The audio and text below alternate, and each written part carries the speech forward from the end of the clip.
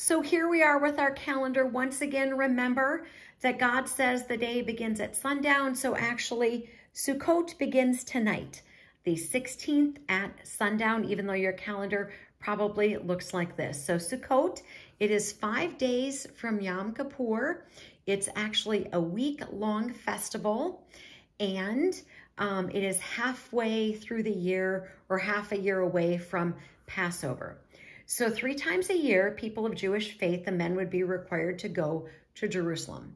Passover, Spring Festival, Shavuot, which is also Pentecost, Spring Festival, and then the Feast of Feast of Tabernacles, which is Sukkot. So they make a sukkah, which is like a little tabernacle, like a little building.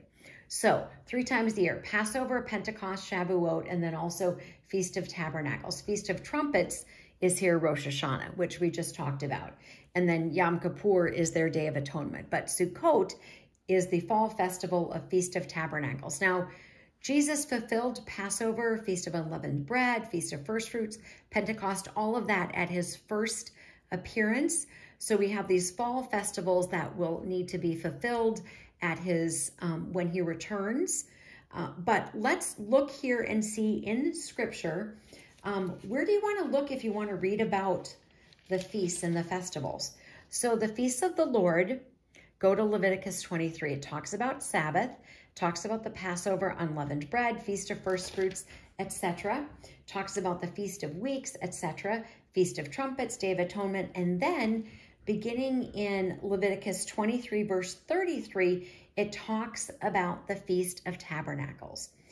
Then the Lord spoke to Moses, saying, "Speak to the children of Israel, saying, the 15th day of the 7th month shall be the Feast of Tabernacles for 7 days to the Lord. On the first day there shall be a holy convocation.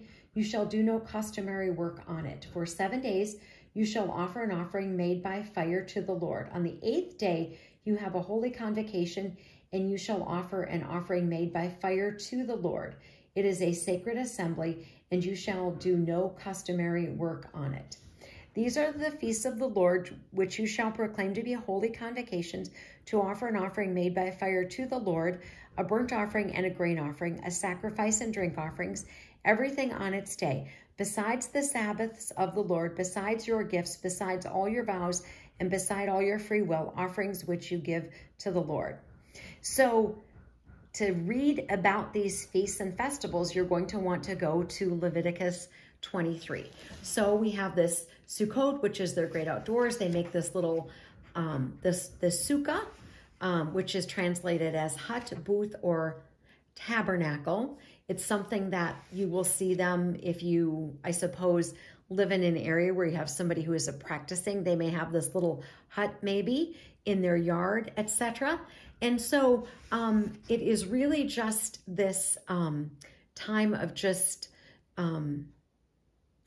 great opportunity for them to be with the Lord and in celebration of this Feast of Tabernacles. So it's a festival Sabbath, and it is also called during this week, there's the Day of Assembly, which is Shemini Azeret, which I've probably mispronounced, and also a festival Sabbath called the Last Great Day, which is Simchat Torah. So read up in Leviticus 23. It'll tell you what you need to know. And just because they maybe don't farm, it doesn't mean that they are ignoring this, because it can be called their Jewish Thanksgiving. So they offer praise and thanks for their harvest. And we should always be grateful for the things that God gives us. Armor up, we ride at dawn. May God bless you as always. Have a great day.